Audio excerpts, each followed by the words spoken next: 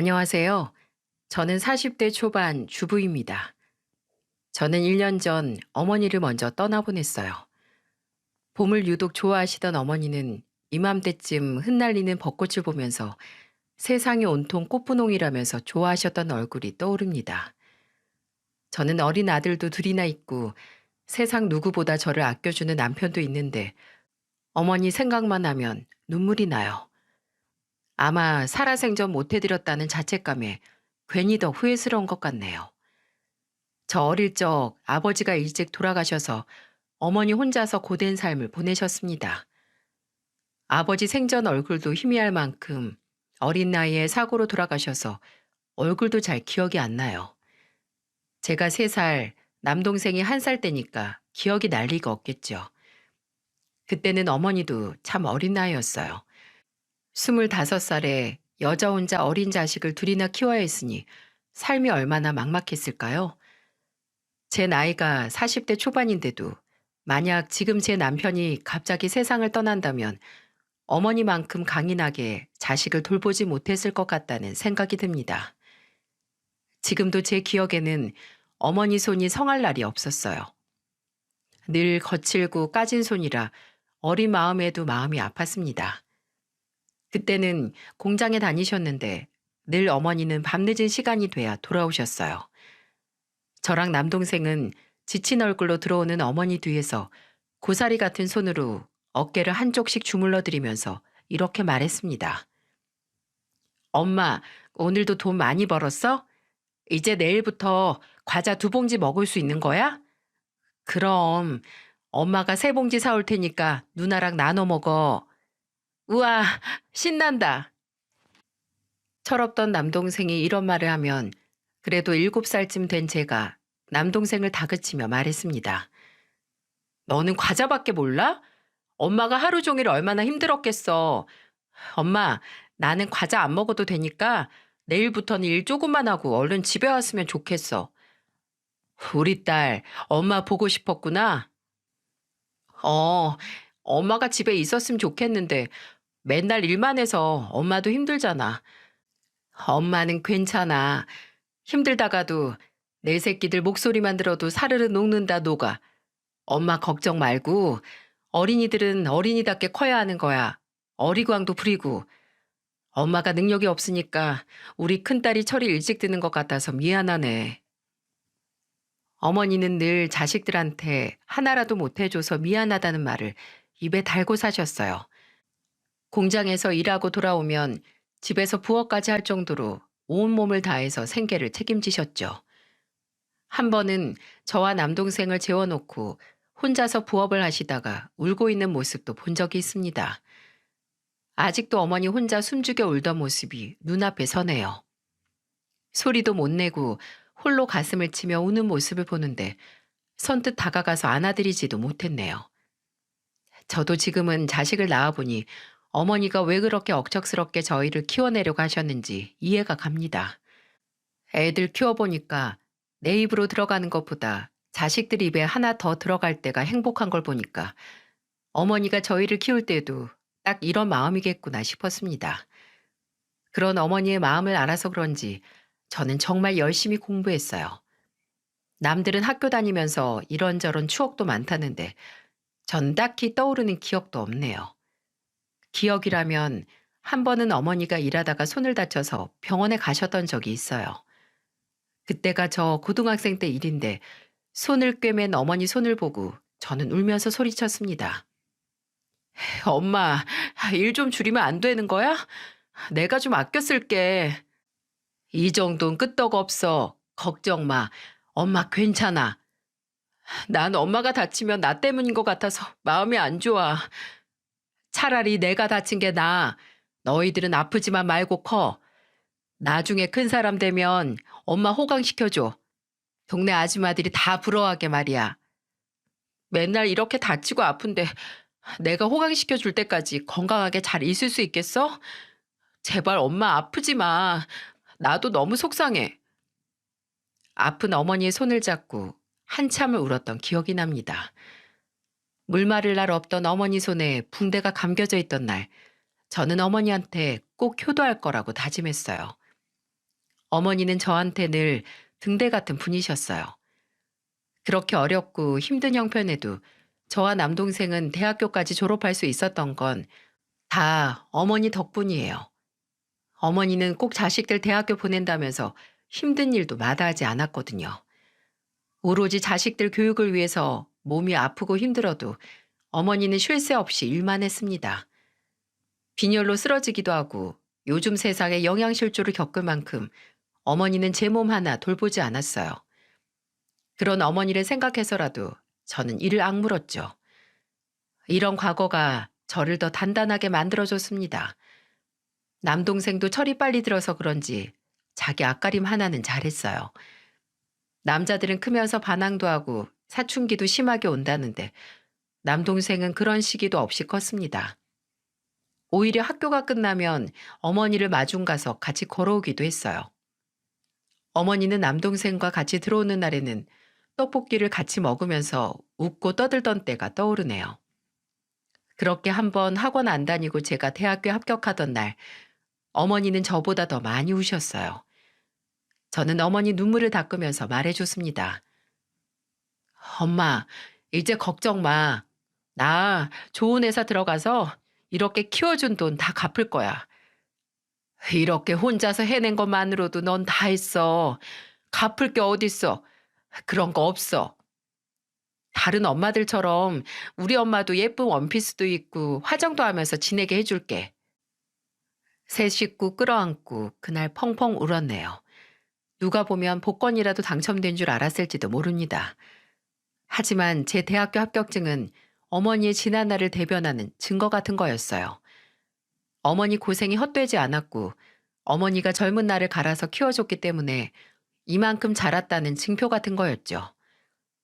대학교 입학하고 나서부터는 정말 앞만 보면서 살았어요. 누구보다 저한테 헌신한 어머니를 생각해서라도 한눈 안 팔고 앞만 보고 살았네요. 그래서 저는 친구들 사이에서도 가장 먼저 취업에 성공할 수 있었고요. 일단 돈을 벌게 되니까 걱정이 반으로 줄어든 것 같았어요. 아등바등 살던 때와 다르게 표정도 편안해지고 조금 편안한 일을 하고 계셨죠. 남동생도 대학교 졸업 후 곧바로 취업한 덕에 어머니도 걱정 덜었다며 좋아하셨어요. 남동생이 첫 월급 받던 날 우리 세 식구 모여서 외식을 하면서 말했어요. 이제 우리 집은 내가 기둥이야. 그러니까 누나도 엄마도 나만 믿어. 아이고, 우리 아들 키운 보람 있네. 이제 엄마도 아무 걱정 말고 편안하게 지내. 아빠도 우리 보면 기특하다고 하실 거야. 난 이제 정말 할 일 다 끝난 것 같아. 장하다 내 새끼들. 저 말 한마디에 그동안 얼마나 큰 중압감과 부담감을 견디셨을지 참 죄송스러웠어요. 그 무렵이 가장 집안에 웃음이 많았던 때였어요. 어렴풋이 사진으로만 기억하는 아버지도 그때 저희 식구들을 지켜보셨다면 흐뭇해 하셨을 것 같아요. 그렇게 저와 남동생이 사회생활을 시작하면서 조금 여유가 생기니까 어머니도 편안해 보이셨죠. 저는 어릴 때는 비싸서 어림도 못 내던 취미생활도 즐기면서 지냈어요. 그러다 보니까 어느새 저는 결혼 정년기가 다가와도 저는 원래도 결혼에는 큰 뜻이 없었습니다. 제 일상을 적당히 즐기면서 어머니와 좋은 음식 먹으며 지내고 있었어요. 그때 같이 일하던 동료가 시집 안 간 자식은 불효나 마찬가지라며 소개를 주선했습니다. 하도 좋은 사람이라는 말에 저는 설레는 마음으로 소개팅에 나갔다가 지금의 남편을 만난 거예요. 정말 사람 인연은 언제 어디서 생길지 아무도 모르는 일이더라고요. 남편과 연애할 때 저는 너무 황홀했어요. 배려심도 깊고 선물을 하더라도 저희 어머니까지 종종 챙기던 사람이죠. 그때는 가정적인 남자가 저한테는 1순위였어요. 남편은 학창시절에 시부가 지병으로 떠나서 시모와 시동생 셋이 살고 있었던 거예요. 그래서 그런지 남편도 제가 얼마나 힘들었을지 다 안다면서 서로 공감을 해줬어요. 그래서 제가 남편과 처음으로 저희 집에 인사를 하러 가던 날 어머니는 눈물을 보이며 남편에게 부탁을 했습니다. 들어보니까 자네도 아버지 먼저 떠나고 어머니 혼자서 키워주셨다면서 훌륭하신 어머니 밑에서 컸으니까 우리 딸도 잘 부탁하네. 잘해줄 수 있지? 걱정 마세요. 제가 장모님만큼은 못해도 정말 최선을 다해서 가정 잘 꾸려갈게요. 아주 의젓하고 다정해 보여서 내가 그래도 안심이 좀 되는 것 같아. 장모님, 이젠 걱정 그만하시고 저만 믿으세요. 남편의 손을 잡고 우는 어머니와 하염없이 우는 어머니를 달래주던 남편의 모습이 눈앞에 서네요. 둘이 손을 맞잡은 모습은 정말 잊혀지지도 않네요. 그렇게 결혼식을 올리고 저와 남편은 신혼집은 시댁과 도보로 10분 거리에 집을 얻었어요. 시댁은 멀수록 좋다는데 왜 그렇게 집을 얻었냐는 말 정말 많이 들었습니다. 그런데 이건 다 이유가 있었어요. 처음에는 시모가 저와 남편을 불러 합가를 제안했습니다. 그래서 제가 생각해낸 묘책이 가까운 거리에 사는 거였죠. 그런데 시모는 계속해서 합가를 하자고 하는 거예요. 정말 제 얘기는 하나도 안 들리는 사람처럼 시모는 저를 보며 이렇게 말했어요. 너 나중에 애라도 낳아봐라. 그럼 내가 애도 봐줄 수 있고 얼마나 좋아. 요즘에는 어린이집도 있고 괜찮아요. 그리고 제가 야근이 많은 것도 아니고 매일 같은 시간에 퇴근하니까 그런 걱정은 안 하셔도 괜찮아요. 저는 정말 마음만으로도 감사드려요. 아니, 남의 손에 애를 왜 맡겨? 그래도 내가 낫지. 아직 애가 생긴 것도 아닌데 걱정이 지나치신 것 같아요. 걱정 마세요. 저도 육아에 욕심 많으니까 제가 다 잘 알아볼게요. 대신 근처에 사니까 자주 보고 살면 되죠. 저는 시모의 말에 절대 합가만은 안 하겠다는 일념으로 계속해서 말을 돌렸어요. 그러자 남편도 보다 못해 시모를 보며 말했습니다. 나도 엄마랑 사는 거 힘들어서 결혼하면서 독립하려고 했어. 나처럼 늙은 아들 끼고 사는 거 아니야. 남들이 보면 욕해. 아들 못 보내고 계속 끼고 산다고. 누가 욕하는데 누가? 데리고 와봐. 내가 아주 가만 안 둘 테니까. 말이 그렇다는 거지. 나이 먹은 아들 집에서 내보내고 엄마 혼자 즐기면서 살고 계셔. 남편이 어머니를 보며 너스레를 떨며 말했어요. 장난기가 있던 남편은 시모를 놀리듯 말하자 시모도 어이가 없는 듯 웃어 보였습니다. 그 덕분에 시모가 제안했던 합가는 물거품이 됐어요. 결혼하면서 시모랑 같이 사는 게 편할 수가 있겠어요? 살다 보면 그렇게 애틋한 친어머니랑도 싸울 수 있는 게 사람 사는 건데 합가는 정말 맡고 싶은 것 중에 하나였어요. 그런데 시모는 결혼을 하면서 합가를 제안하니까 이상한 감시가 시작됐어요. 처음에는 제가 예민하게 생각하는 건가 싶었습니다. 시모랑 같은 동네에 도보로 10분 거리에 사는 건 보통 까다로운 일이 아니었어요. 마침 좋은 매물이 있어서 덜컥 계약했는데 시모가 살던 동네다 보니까 보는 눈이 한둘이 아니었던 거예요. 신혼 초 동네 마트에서 시장만 봐도 제가 뭘 샀는지 시모가 전부 알고 있을 정도였어요. 저도 처음에는 시모가 이걸 다 어떻게 알고 계시지 싶었습니다. 비가 오길래 전이나 해먹을까 하고 부추를 샀었어요. 그런데 그날 저녁 시모한테 전화가 온 거예요. 시모는 다짜고짜 저한테 이렇게 말했습니다. 너 부추 왜 샀어? 전 해먹으려고? 네, 비도 오고 부추전 해먹으려고 하는데 어머님 그거 어떻게 하셨어요? 아, 부추만 사면 어떡해. 우리 부추전에 오징어 들어간 거 좋아해. 부추만큼 오징어 넣어서 해줘. 워낙 해물 좋아하는 애잖니. 네가 그런 거 좀 신경 써줘. 들어가면 좋아하겠지만 없다고 싫어할 사람도 아니에요. 그런데 어머님, 제가 부추 사온 거 어떻게 하셨어요? 아까 마트에 오셨어요? 혼자 사는데 동네 마트에서 잔뜩 살 게 뭐 있다고 가. 거기서 계산하는 사람이 내 아는 동생이야. 너 오면 뭐 사는지 좀 알려달라고 했지. 네? 아니, 어머님이 그걸 왜 아셔야 하는데요? 내가 이렇게 뭘 더 넣으면 좋을지 알려주잖아. 나는 시간이 남아돌아서 해주는 줄 알아? 남편한테 예쁨 받으라고 코치해주는 거잖니. 그리고 너 두 식구 사는데 시장을 너무 많이 보더라. 좀 아꼈어. 살림 못 해본 티내지 말고 적당히 사라고. 돈 아껴야지. 아니요. 저는 그런 코치 필요 없어요. 제가 알아서 지지고 볶고 살 테니까 어머니 신경 꺼주세요. 너무 불쾌해요. 저는 시모의 행동에 경악을 금치 못했습니다. 이게 지금 이해가 되는 상황인가요? 무슨 곳곳에 몰래 카메라도 설치한 것처럼 동네 곳곳에 시모 지인들이었어요. 마트 사건 이후로는 이런 일도 있었어요. 제가 출근하는 복장을 시모한테 사진으로 보내면서 시모랑 제 얘기를 한 거죠. 시모는 그럼 저한테 전화를 해서 호통을 치며 말했어요. 너는 동네에 소문나라고 옷이 그게 뭐냐? 결혼했으면 복장도 좀 차분하고 깔끔하게 입어야지. 굿은 또 왜 그렇게 높아? 너 그거 뒤에서 다 욕해. 어머님, 제가 알아서 한다고요. 제발 저 훔쳐보는 거 좀 그만하세요. 자꾸 이러시면 저 이사 갈 거예요. 아니, 얘가 왜 화를 내? 내가 다 지 이미지 관리해 주는 건데. 아무도 저한테 이렇게 관심 없어요. 어머님이 자꾸 주변 사람들 꼬셔서 저 보면 연락하라고 하니까 눈에 불을 켜고 저만 찾잖아요. 제발 그만 좀 하세요. 진짜 자꾸 이렇게 하시면 저 정말로 어머님 모르는 동네로 이사 갈 테니까 그만하세요. 제가 시모한테 화를 내면서 그만 좀 하라고 하자 시모는 그제야 저를 훔쳐보는 행동을 멈췄어요. 너무 기분 나쁘고 불쾌한 경험이었습니다. 시모가 이제 안 그러겠다면서 저한테 사과를 했지만 한동안 저는 동네에서 누가 볼까봐 괜히 의기소침하게 다녔어요.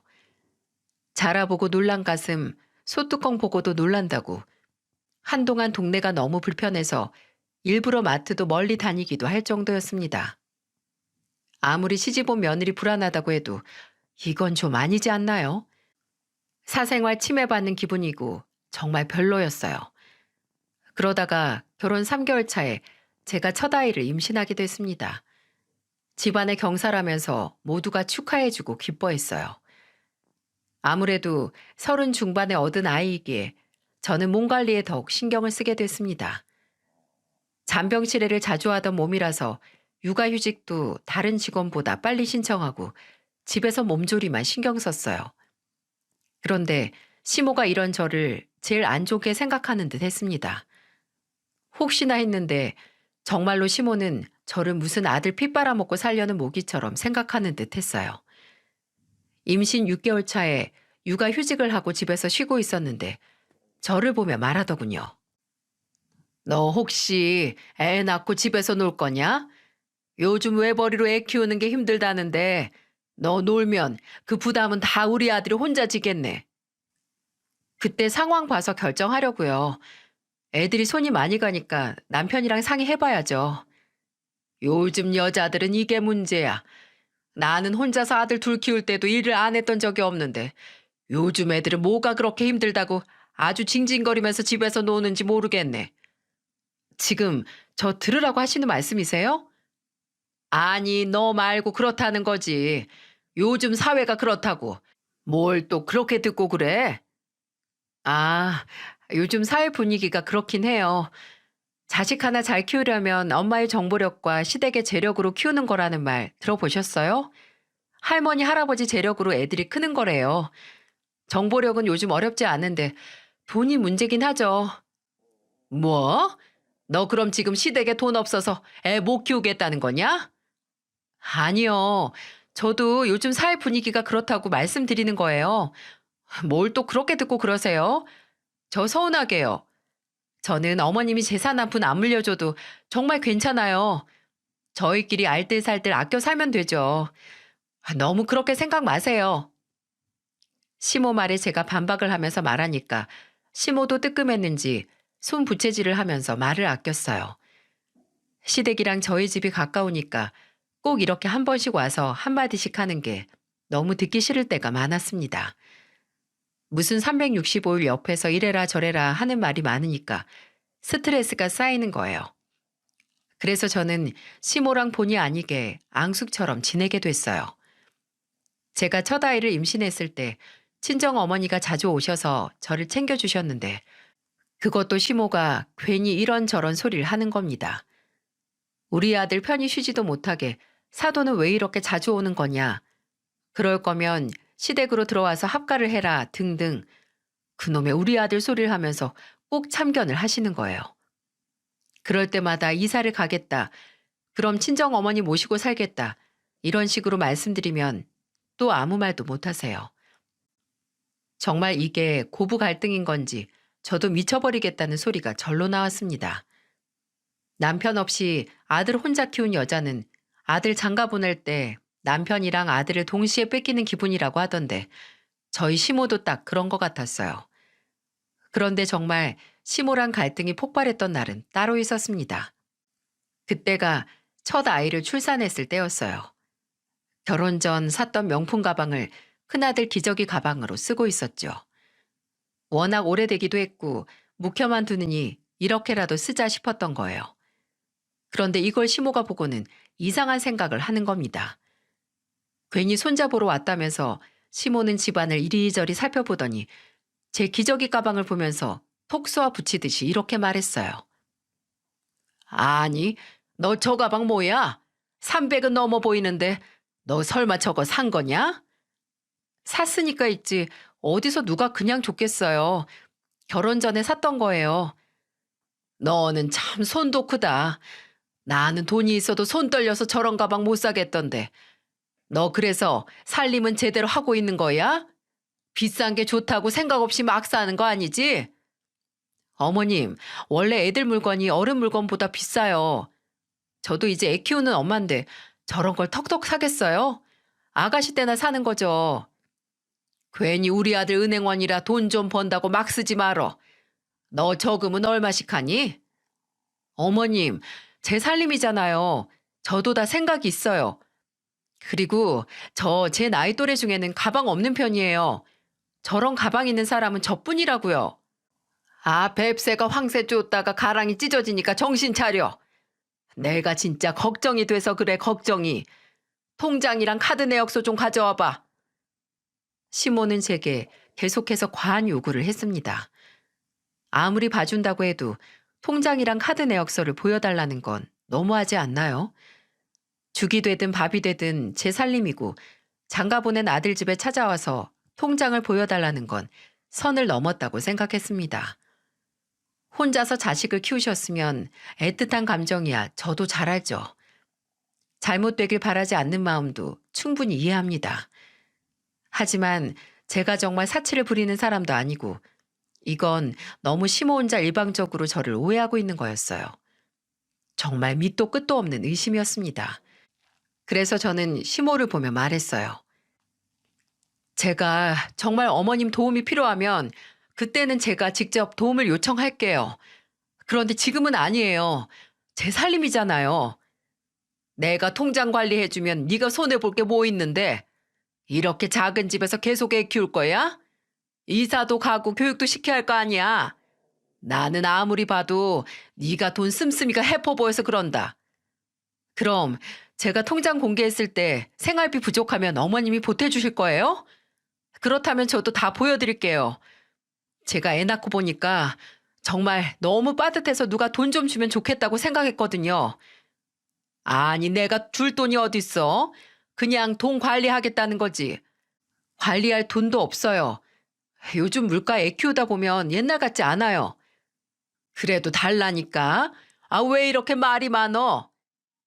시모는 막무가내였고 결국 남편이 퇴근하고 돌아올 때까지도 실랑이가 계속됐어요. 남편은 집에서 시모와 말씨름을 하고 있는 저를 보고는 집에 오자마자 물었습니다. 그러자 시모는 억울하다는 듯이 남편을 보면서 돈 관리해주겠다는데 제가 거절한다면서 말했어요. 꼭 이르듯이 말하는 시모를 보자 기가 찼습니다. 아니, 제가 더 억울해야 할 상황 아닌가요? 아무리 생각해도 시모의 생각이 전 이해가 안 갔어요. 제가 사회초년생도 아니고 시모가 선을 넘는 거라고 생각했거든요. 그런데 이건 저와 남편의 생각이 같았어요. 남편도 시모의 말을 쭉 듣더니 한숨을 쉬며 말했습니다. 엄마, 재수 씨 이혼하겠다고 선언했던 거 잊으셨어요? 아들 장가 보냈으면 망해도 알아서 망하게 그냥 놔두세요. 내가 너희들을 어떻게 키웠는데 망하는 꼴을 봐. 그럼 아들 둘 다 이혼당하길 바라세요? 재수 씨, 엄마가 자꾸 통장 단속한다고 하니까 참다 못해서 이혼하겠다고 했던 거 아니에요? 애 낳고 가정 꾸린 아들 통장 단속하겠다고 시어머니가 찾아오면 멀쩡한 여자도 기겁을 하고 도망간다니까요? 아들 망하는 꼴 안 보려다가 이혼 당하는 걸 보시고 싶으면 계속 통장 달라고 하세요. 내가 너희들을 그동안 얼마나 정성으로 키웠는데 그런 소리를 해. 엄마가 저희 애정으로 키워주신 거 다 알아요. 그래도 엄마, 제 아내랑 재수 씨도 친정에서 귀한 자식이에요. 그러니까 알아서들 잘 살게 그냥 지켜봐 주세요. 남편은 우는 시모를 달래듯이 타일렀어요. 남편 말대로 시동생 부부는 원래 저희랑 같은 동네에 살다가 제가 결혼할 때쯤 아예 시모랑 먼 동네로 이사를 가버렸어요. 시모가 저한테 했던 것처럼 동서한테도 통장부터 사소한 지출까지 전부 다 통제하려고 했던 거예요. 그래서 참다 못한 동서가 이혼하겠다고 반기를 들었고 그때 시동생이 겨우 나서서 이사 가는 걸로 마무리된 사건이었습니다. 이런 일을 미리 겪은 동서라 그런지 저랑 엄청 가깝게 지냈어요. 같은 며느리들끼리 동변상련이랄까요? 제가 여동생이 없어서 그런지 여동생 같기도 하고 육아 선배로 많은 조언을 듣기도 했어요. 그래서 동서 덕에 아들 둘 낳아 키우면서 편하게 육아를 하기도 했었고요. 이렇게 옆에서 밀착 감시하려는 시모 때문에 명절에 며느리 파업을 했던 적도 있을 정도였습니다. 명절 때 제사 음식 준비하다 보면 20만 원, 30만 원은 기본으로 보통 나오지 않나요? 동서랑 시장 봐서 시댁에 갔는데 시모가 장바구니에 있던 영수증을 보더니 저랑 동서를 보면서 소리치시는 거예요. 아니 이게 다 얼마야? 재래시장으로 갔으면 이렇게 안 나올 거 아니야. 뭐하러 굳이 대형마트를 가서 큰 돈을 쓰고 와. 어머님, 그거 얼마 안 나온 거예요. 우리 집보다 더 많이 나온 사람도 많았어요. 다른 집이 통 크게 산다고 우리도 그렇게 사야 되는 거냐? 우리 집 며느리들은 왜 이렇게 쓸데없이 손이 클까?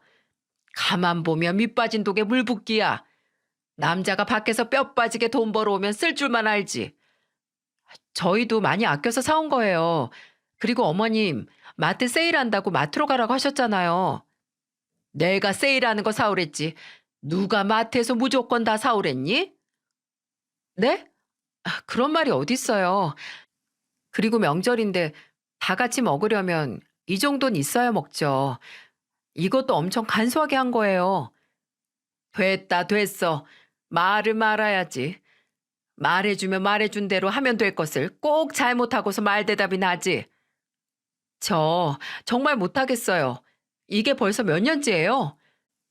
이게 시작이고 이제 요리하면 근본 없다고 하실 텐데 저희 명절 안 챙길게요. 근본 없는 며느리가 만드는 음식 싫으시잖아요. 재료 다 있으니까 어머님이 하세요. 저랑 동서는 몇 년째 이어지는 시모 잔소리에서 결국 며느리 파업을 외쳤어요. 시장 봐온 장바구니 열어보시면서 이걸 왜 마트에서 샀냐, 시장 갔으면 더 싸게 더 많이 샀을 텐데 유도리가 없다 등등. 시모는 아직 본격적으로 요리하기 전부터 저랑 동서를 바짝 쪼았어요.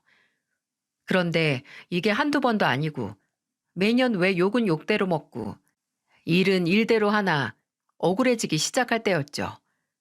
그러다가 동서랑 참다 못해 애들 데리고 시댁을 나와버렸어요. 벙쪄버린 남편과 시동생만 시댁에 있을 뿐이었습니다. 시모가 그렇게 좋아하는 아들이랑 아주 좋은 시간 보내라고 하고 나왔어요. 결국 그때 시모 혼자서 음식 다 만들고 치우고 다 했다더군요. 그래도 남편이 집에 오기 전에 용돈 드리니까 엄청 좋아하셨다는 걸 들으니까 기가 막혔어요. 며느리들이 아들 돈으로 호의호식할까봐 엄청 걱정하시더니 시모한테 쓰는 돈은 괜찮나 봅니다. 동서는 저보다 먼저 시집와서 그동안 시모한테 쌓인 게 많아서 그런지 저 사건 이후로 아예 시댁에는 발길을 뚝 끊었어요. 저는 아직 그 정도로 감정의 골이 깊지 않아서 명절에 가긴 갔었지만 매번 시모와 부딪히는 게 힘들기 시작했죠. 그러다가 시모와 대판 싸우게 된 날이 있었어요. 그때는 남편까지 나서서 시모를 다 말릴 정도였죠. 그때가 제 친정 어머니 시한부 판정 받았을 때였어요. 비슷한 처지의 사돈이 시한부 판정을 받고 하루하루 말라가는데 시모는 오로지 본인 생각밖에 없는 이기적인 사람이었습니다. 아직도 그때 시모가 제게 했던 말들이 생생하네요. 저 때문에 고생만 하셨던 어머니가 시한부 판정을 받았을 때 저는 하늘이 무너지는 것 같았어요. 그동안 안색이 안 좋아 보여서 병원에 가보자고 해도 어머니는 장난처럼 넘겼습니다. 그래서 저는 어머니가 아프다는 소식에 원망 섞인 말을 쏟아냈어요. 자식이 둘이나 있는데 왜 아프다고 말을 못해? 왜 우릴 비참하게 만들어? 내가 저번에 병원 가자고 했을 때 같이 갔으면 좋았잖아. 이제 손 쓸 수도 없다는데 어떡할 거야?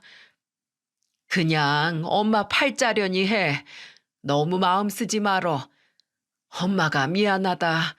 맨날 너희들 속만 끓이게 해서 미안하면 이러지 말았어야지. 손자들 책가방 메고 초등학교 가는 것도 봐야 될 거 아니야. 엄마 아들은 결혼식 때 엄마도 없이 해야 되잖아. 미안해. 이 엄마가 미안해. 그날 어머니를 끌어안고 하염없이 울었어요. 정말 제가 너무 한심했습니다. 바쁘다는 핑계로 어머니한테 소홀했던 제 자신이 너무 싫었어요. 더 이상 손을 쓸 수도 없는 상태라 할 수 있는 게 없었고요. 어머니는 이미 폐암 말기였고 앞으로 길어봐야 6개월 정도의 시간밖에 없는 상태였어요. 정말 하늘도 무심하시지 않나요? 하늘도 어머니가 고생 많이 했다는 걸 알아서 이제는 쉬라고 빨리 데려가려는 건지 그때는 하늘이 다 원망스러웠어요. 저는 그래도 방법을 찾아보려고 좋다는 약도 찾아보고 별짓을 다 했지만 소용없었습니다. 병원에서 해줄 게 없다니까 제가 발을 동동 구르면서 사방으로 찾아다녔어요. 하지만 어머니는 제 노력에도 하루가 다르게 체중이 감소하고 구토를 하셨고 심한 날에는 피가 섞인 기침을 하셨습니다.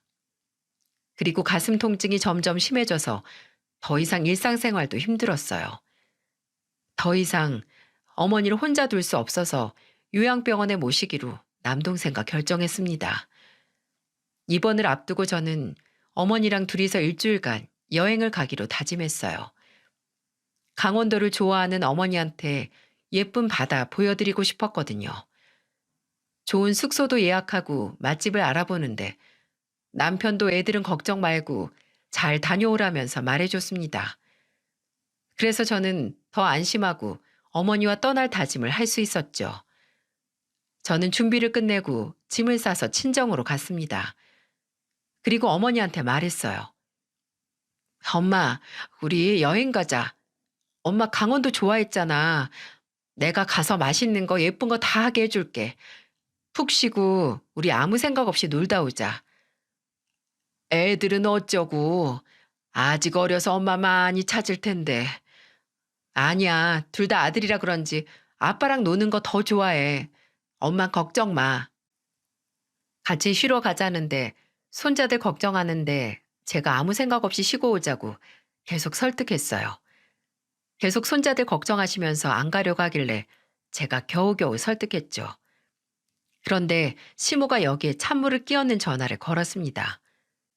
남편이랑 통화하다가 시모는 제가 친정에 간 사실을 알게 됐고 제가 어머니랑 여행 가려는 걸 전부 다 알게 된 겁니다. 물론 저희 어머니가 시한부 판정 받았다는 것도 다 알고 계셨어요. 그런데도 시모는 저한테 전화해서 소리를 지르며 이런 말을 했습니다. 너 대체 무슨 돈이 있어서 일주일씩이나 여행을 가겠다는 거야? 돈 있어요. 그리고 지금 상황에 없는 돈도 만들어서 갔다 와야 맞는 거죠. 저희 어머니 지금 오늘 내일 하시는 거 모르세요? 아니, 산 사람은 살아야 될 거 아니야. 그렇게 돈 다 써버리면 너는 네 어머니 돌아가시고 나면 같이 죽으려고 그러는 거냐? 아니, 지금 그게 무슨 말씀이세요? 정말 말이 너무 심하시잖아요. 너 그렇게 돌아다니는 돈 다 내 아들 돈이잖아. 가서 30만 원만 쓰고 와. 내 아들 돈 쓰지 마. 너는 뭐 돈이 남아돌아? 네, 돈이 남아돌아요. 돈 안 써서 썩어버리기 전에 다 써버릴 테니까 그만 좀 하세요. 어머님 이러실 때마다 도장 찍고 이혼하고 싶어요. 저는 시모한테 소리를 지르고 전화를 끊어버렸습니다. 문제는 이 통화를 어머니가 전부 듣게 됐어요. 얼마나 목청이 큰지 옆에 있는 사람까지 다 들릴 정도였습니다. 어머니는 괜히 여러 사람 힘들게 하면서 가지 말자고 하셨고, 저는 남편한테 심오했던 통화를 전부 들려줬어요. 그러자 남편도 당황한 듯 했습니다. 그리고는 시모한테 자기가 말하겠다면서 저한테 사과를 했습니다. 그리고는 바로 저희 어머니한테 전화를 해서 남편이 직접 설득했어요. 남편은 저희 어머니한테 걱정 말고 편히 다녀오시라고 30분 넘게 통화했습니다. 그런데 그때 저한테는 악에 바친 시모 전화가 걸려왔어요. 저는 아예 밖으로 나와서 시모 전화를 받았습니다. 시모 전화를 받자 시모는 제게 다짜고짜 소리치며 말했어요. 너 왜 이렇게 유난이야? 3명 중 1명이 걸리는 게 암이라는데 뭐가 그렇게 대단한 병이라고 이 난리를 쳐? 너 그냥 놀러 가고 싶어서 그런 거지? 어? 시한부다 뻥이지? 지금 네 남편도 속이고 나까지 속이려다가 딱 걸린 거잖아. 저 진짜 눈 돌아가면 어머님이고 뭐고 안 참을 겁니다. 말 좀 가려 하세요. 거봐, 목청 큰 거 보니까 아픈 엄마 둔 딸 목소리가 아니야. 혈색 좋던 양반이 무슨 암이야, 암은.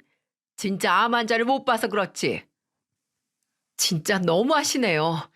저 여행 다녀올 거고 지금부터 어머님 전화 전부 안 받을 거예요. 속이 터지겠으면 어머님 아들이나 잡으세요. 저는 시모 전화를 끊어버리고 바로 차단했어요. 그리고 다음 날 바로 떠나버렸습니다. 더 이상 지체하고 싶지 않았고 하루가 다르게 체력이 떨어지는 어머니를 더 이상 보고만 있을 수 없었어요. 다행스럽게 남편이 어머니를 잘 설득해주고 안심시켜줘서 마음 놓고 떠날 수 있었습니다. 오랜만에 어머니랑 행복한 시간을 잔뜩 보냈어요. 좋은 풍경에 맛있는 것도 먹으면서 보냈죠.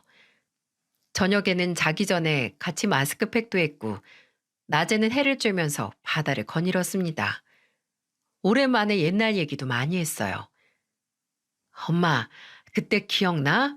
나랑 동생이랑 둘이서 엄마 오면 준다고 미리 라면 끓여놨었는데 퉁퉁 불어서 엄마 하나도 못 먹고 치우기만 했던 거. 말도 마. 작은 애들 둘이서 주방을 얼마나 난리를 쳐놨던지.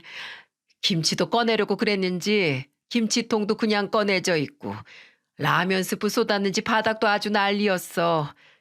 그때 밥은 못 먹고 청소만 했잖아. 엄마 진짜 힘들었겠다. 어떻게 혼자서 둘을 키웠어?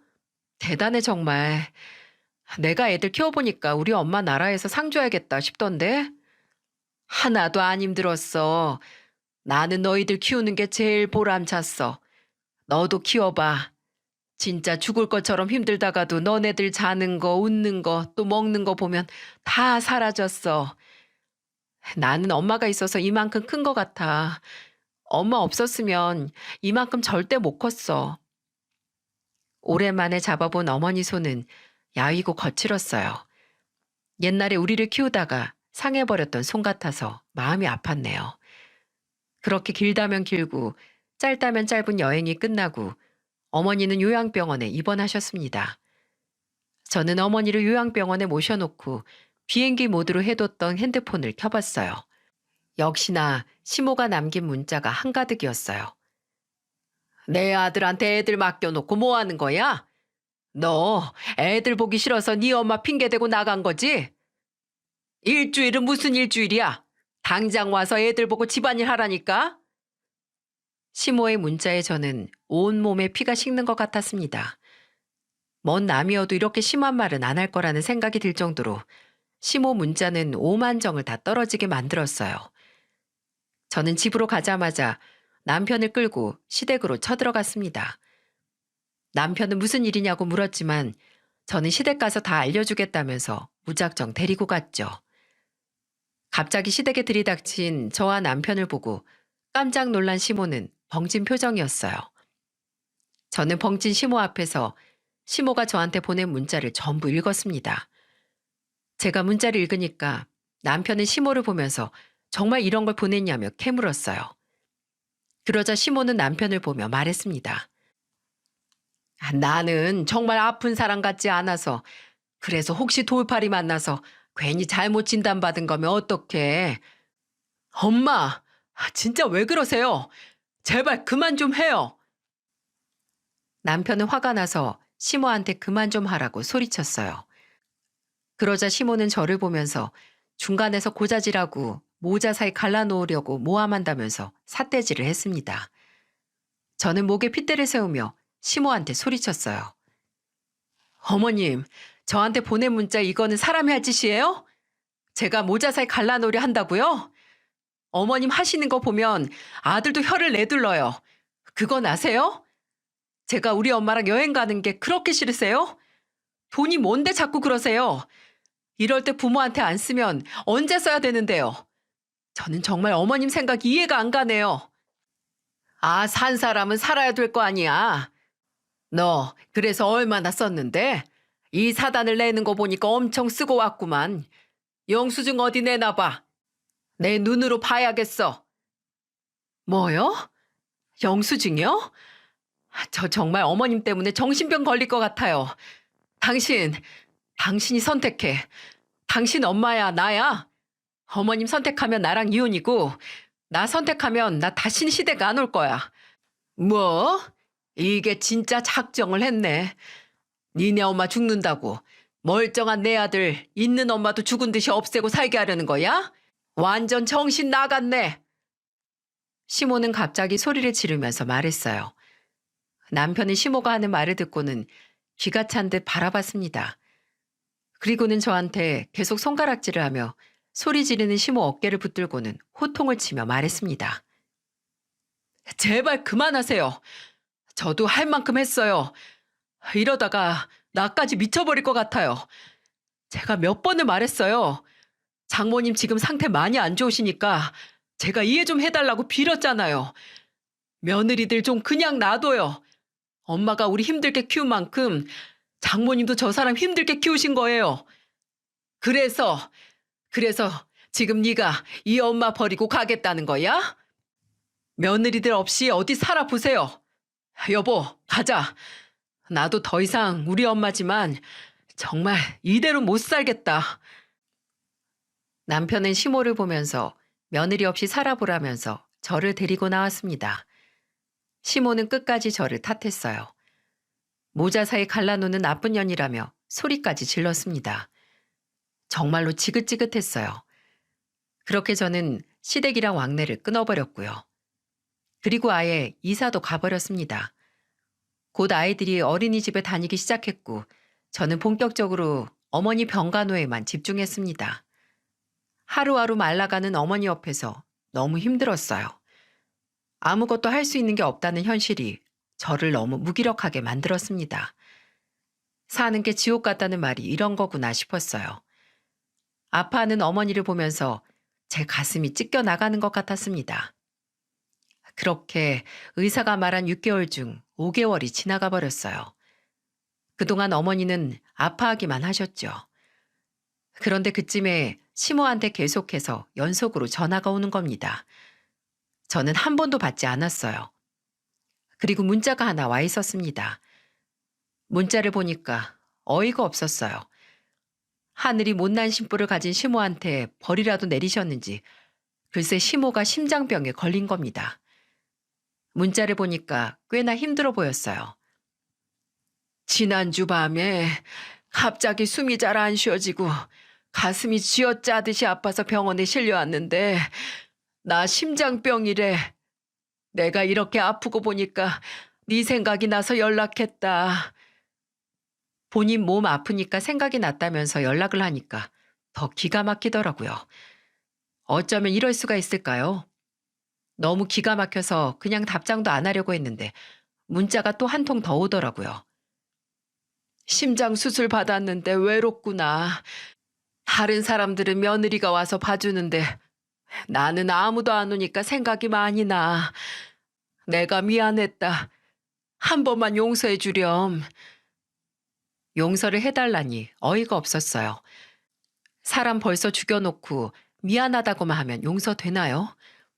저한테는 정말 그 정도로 충격적이고 힘든 시모였습니다.